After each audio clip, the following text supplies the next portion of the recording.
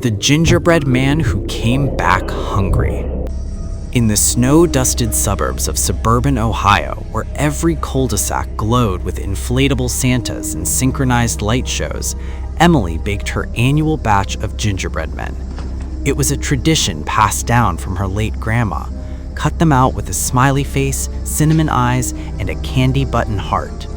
This year, her 5-year-old twins, Jack and Lily, helped, their sticky fingers pressing raisins for buttons. "They'll come alive and eat us," Jack giggled, echoing the old fairy tale. Emily laughed it off, sliding the tray into the oven. But as the scent of molasses filled the air, she felt a chill that had nothing to do with the drafty windows. That night, after tucking the kids in with visions of sugar plums, she heard it, a faint crunching from the kitchen. Peering around the corner, she saw one gingerbread man, the one with the crooked smile, standing upright on the counter, its icing arms flexing like doughy muscles. She blinked, blaming exhaustion, but by dawn it was gone. The twins squealed over missing cookies at breakfast, and Emily shrugged, serving cereal instead. School let out early for winter break, and the kids begged to build a gingerbread house. "With real people inside," Lily chirped. Emily humored them, constructing walls of graham crackers and frosting mortar, placing tiny plastic figurines within. As dusk fell and carols droned from the radio, the crunching returned, louder. Emily's heart pounded as she crept downstairs. The gingerbread house was intact, but the plastic family inside, their heads were bitten off, crumbs scattered like confetti. And there, in the doorway, stood a dozen gingerbread men, their candy eyes gleaming in the twinkle lights. They moved in unison, snapping their licorice limbs, mouths opening to reveal rows of clove teeth. Emily screamed, grabbing a rolling pin. She smashed the first one, sending spicy shards flying. But they swarmed, climbing her legs, biting through her jeans with surprising force. Blood welled as one latched onto her ankle, its doughy body warm and pulsing like fresh-baked flesh. She kicked it free, only for another to scale her back, sinking fangs into her neck. The taste of ginger flooded her mouth as she gasped. Upstairs, the twins stirred. "Mommy?" Jack called. Emily staggered toward the stairs, but the horde dragged her down, their bodies multiplying as they feasted on her warmth. By morning, the house was silent, save for the oven timer beeping endlessly. On the counter, a new batch arose, gingerbread twins, smiling innocently, waiting for little hands to decorate them. And outside, in the fresh snow, tiny footprints led from the chimney, circling the yard like a noose. Krampus's midnight delivery. Downtown Chicago pulsed with Christmas energy. Michigan Avenue glittered beneath cascading lights, shop windows glowing like frozen waterfalls.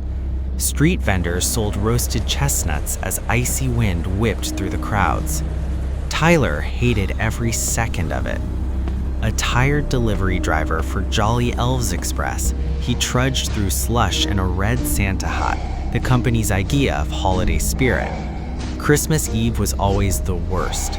Too many packages, too many stares, too many smiles that felt fake. His final stop of the night was a luxury penthouse in the Gold Coast. The label on the crate made him pause. Fragile. Do not open until dawn. Great, Tyler muttered. Figures. The doorman buzzed him in, wearing a strange grin. Careful with that one. Old world delivery. Some legends say you don't open gifts like that early. Tyler laughed it off. Legends don't pay my bills. The elevator carried him up to the 42nd floor. Apartment 4201 stood silent. No answer.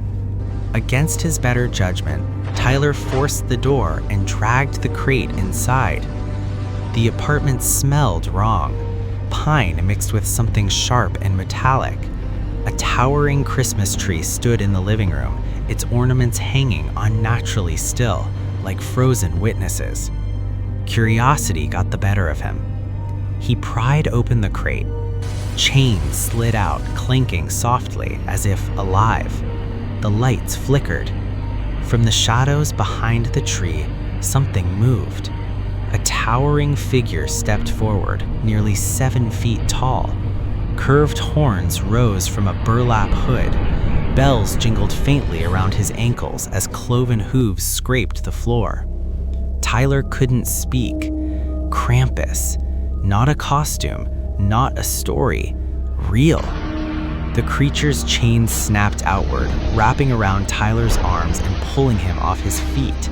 He was dragged toward the tree as the bells rang louder, echoing like a twisted carol.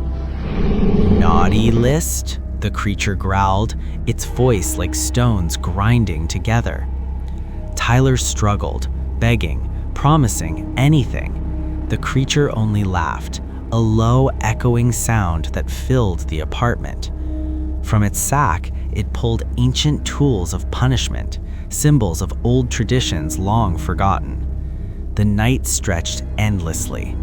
When morning came, pale winter light crept through the windows. The doorman entered the apartment later that day and froze in horror. Tyler hung among the branches of the Christmas tree, posed like a macabre ornament. The crate sat neatly closed once more, chains coiled inside. Outside, Chicago carried on. Chestnut vendors shouted, shoppers laughed. No one noticed the faint sound of bells drifting through the cold air. Krampus had completed his delivery, and somewhere across the city, 2 children would soon receive a package marked, "From Uncle Klaus." Inside, only bells. The Caroller's Curse. In the pine-scented hills of upstate New York, the annual Christmas caroling crawl was a cherished tradition. Families bundled in heavy coats and scarves, moving from house to house beneath glowing porch lights, their voices drifting warmly through the cold night air. In 1993, before smartphones and constant distractions, the tradition still felt magical. That year, the Miller family joined in as always. Father, mother, and their teenage daughter Sarah sang cheerfully with the crowd, laughing through missed notes of Silent Night. Neighbors welcomed them with smiles, warm drinks, and lantern-lit porches that pushed back the darkness creeping in from the woods. But among the familiar faces stood someone new. He was tall and thin, wearing a worn elf hat that looked far too old. His voice was deep and haunting, so perfectly steady that even the wind seemed to pause when he sang. He stepped forward and spoke softly. "Follow me," he said. "One more house." He gestured toward the tree line where the lights ended and shadows thickened. Some hesitated.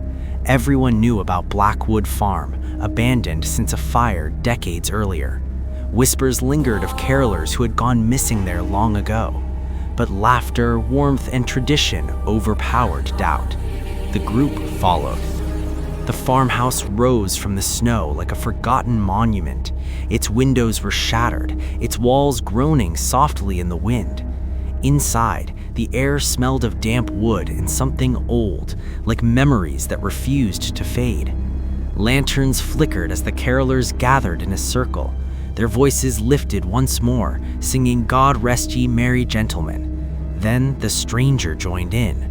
The song changed.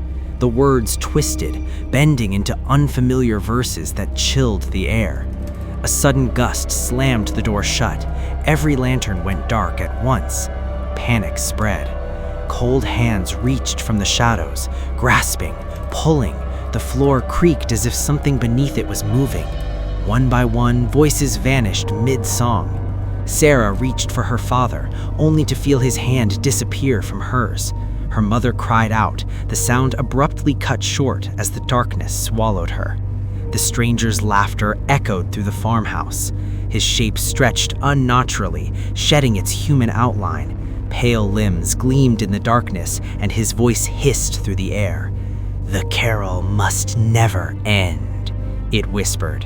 Sarah felt an icy grip on her arm, draining the warmth from her body as the wind howled around her, carrying her fading scream into the hills. By morning, the caroling crawl continued, but the Miller family was gone. Blackwood Farm stood silent once more. Yet beneath its floorboards, faint voices could still be heard, soft hymns endlessly repeating.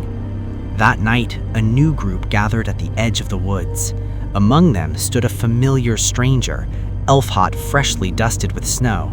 "One more house," he said gently, and from deep within the forest, the hills seemed to whisper back, "Carol on."